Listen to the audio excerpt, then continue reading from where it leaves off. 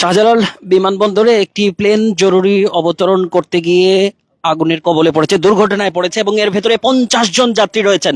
শাহজালাল বিমানবন্দরের উত্তর দিক থেকে প্লেনটি অবতরণের চেষ্টা করে এবং সেই সময় ইঞ্জিনের ডান দিকের ইঞ্জিনে আগুন দেখতে পান পাইলট। এরপরই তিনি এটিসি টাওয়ারকে অবহিত করেন এবং এরপরই জরুরি অবতরণের সিদ্ধান্ত হয় এবং প্লেনটি নির্ধারিত তার যে অ্যাপ্রোচওয়ে সেখানে অবতরণ না করে ঠিক এর অন্য একটি অ্যাপ্রোচে গিয়ে অবতরণ করে এবং বিমানবন্দরের ঠিক দক্ষিণ দিকে অবতরণ করে। 50 জন যাত্রী রয়েছেন এর ভেতরে এবং অগ্নি নির্বাপনে এগিয়ে আসছে বিমানবন্দরের যেসব ব্যবস্থা থাকে, জরুরি আগুন নির্বাপনের যেসব ব্যবস্থা থাকে তারা এগিয়ে আসছেন।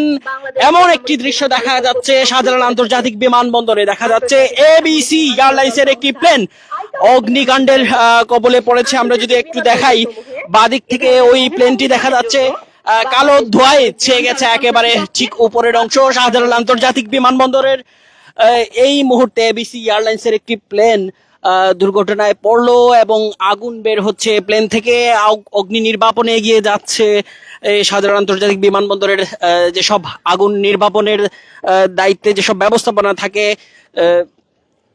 বিমান বাহিনী সহ অন্যান্য যেসব অগ্নি নির্বাপন দল রয়েছে শাহজালাল আন্তর্জাতিক বিমানবন্দর, তারা এগিয়ে যাচ্ছেন। এমন একটি দৃশ্যের কিন্তু মহড়া এখানে হচ্ছে, যে মহড়ায় আসলে দেখানো হচ্ছে একটি প্লেন দুর্ঘটনায় পড়ার পর তারা কি ধরনের ব্যবস্থা নেন। এটা আসলে সেই ধরনের একটি চিত্র। একটি প্লেন দুর্ঘটনায় পড়ার পর কি ধরনের ব্যবস্থাপনা থাকে শাহজালাল আন্তর্জাতিক বিমানবন্দরে, সেটি কিন্তু আসলে তুলে ধরা হচ্ছে। বাস্তবে এবিসি এয়ারলাইন্সের কোনো প্লেন আসলে নেই এবং আগুন নিয়ন্ত্রণে যেভাবে আমরা দেখছি যে এই মুহূর্তে ফায়ার সার্ভিসের যে গাড়িটি সেটি এলো এবং আগুন নির্বাপন শুরু হচ্ছে এখানে।